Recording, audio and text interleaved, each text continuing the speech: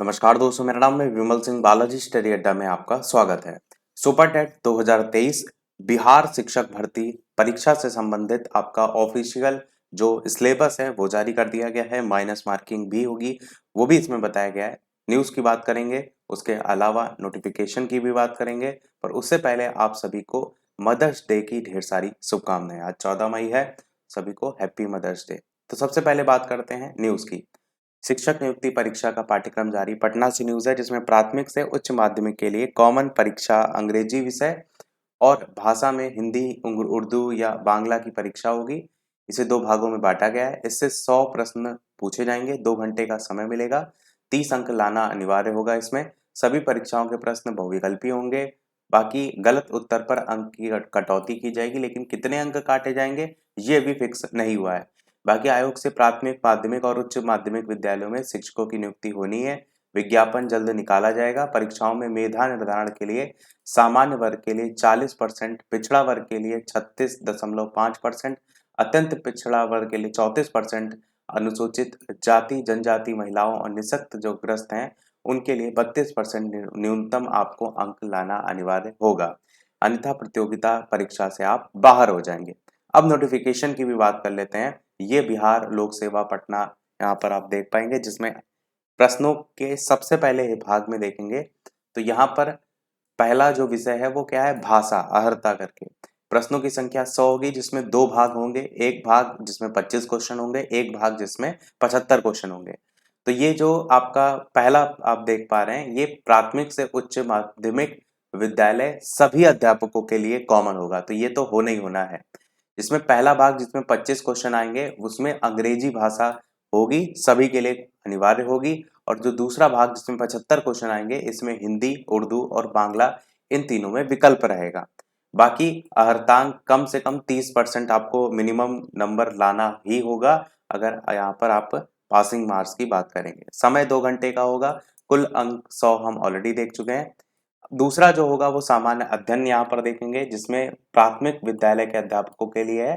जो दूसरा वाला है ना, ये अलग अलग है। जैसे प्राथमिक विद्यालय के लिए अलग है, माध्यमिक के लिए अलग है और उच्च वालों के लिए अलग है। तो यहाँ पर प्राथमिक वालों के लिए अगर आप देखेंगे तो सामान्य अध्ययन के प्रश्न होंगे। ये विषय के तौर पर दिया गया है और 150 जो है प्रश्नों की संख्या होगी। 2 घंटे का यहाँ भी पेपर, कुल अंक 150। इसमें जो सामान्य अध्ययन है ना, इसमें आपका गणित भी आएगी, रीजनिंग भी आएगी, सामान्य जागरूकता, सामान्य विज्ञान, भारतीय राष्ट्रीय आंदोलन, भूगोल, पर्यावरण, ये सारी चीजें शामिल होंगी। बाकी सामान्य अध्ययन पत्र के प्रश्न प्राथमिक विद्यालय के पाठ्यक्रम से संबंधित होंगे, लेकिन इसका स्तर जो होगा वो उम्मीदवार के लिए निर्धारित न्यूनतम अर्हता के आलोक में होगा।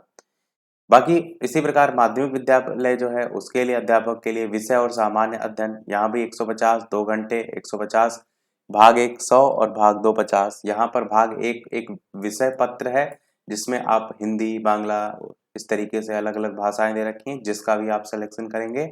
और विषय पत्र माध्यमिक विद्यालय के विषय के पाठ्यक्रम से संबंधित होगा, मतलब जिस भी है उसी से ही उसका लेवल भी होगा, लेकिन स्तर उम्मीदवार के न्यूनतम अर्हता के आलोक में होगा।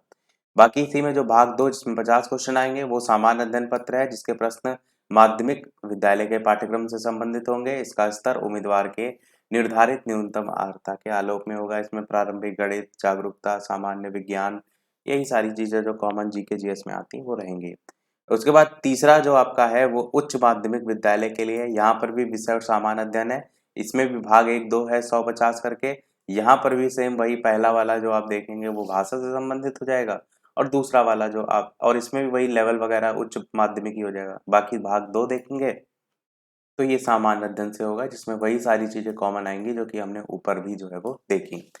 बाकी कुछ इंस्ट्रक्शन की बहुविकल्पी क्वेश्चन होंगे। गलत उत्तर के लिए जो माइनस मार्किंग है वो यहाँ रखी गई है, पर कितनी की होगी माइनस मार्किंग वो जब नोटिफिकेशन आएगा आवेदन करने का, हो सकता है उसमें जो है वो क्लियर किया जाए। बाकी यहाँ पर ये भी दिया गया है कि आपको पासिंग मार्क्स भी लाने होंगे। जैसे सामान्य वर्ग के लिए 40%, पिछड़ा वर्ग के लिए 36.5%, अत्यंत पिछड़ा वर्ग के लिए 34%, इसी निःशक्तता दिव्यांग उम्मीदवारों के लिए 32%। ये न्यूनतम अर्हता प्राप्त करना अनिवार्य होगा, वरना आप बाहर हो जाएंगे। तो ये था हमारा उस ओवरऑल नोटिफिकेशन में। बाकी कोई प्रश्न हो तो कमेंट में आप पूछ सकते हैं। वीडियो पसंद आए लाइक जरूर कीजिएगा और लोग शेयर जरूर कीजिएगा। मिलते हैं अगले अपडेट में, तब तक के लिए नमस्कार, जय हिंद।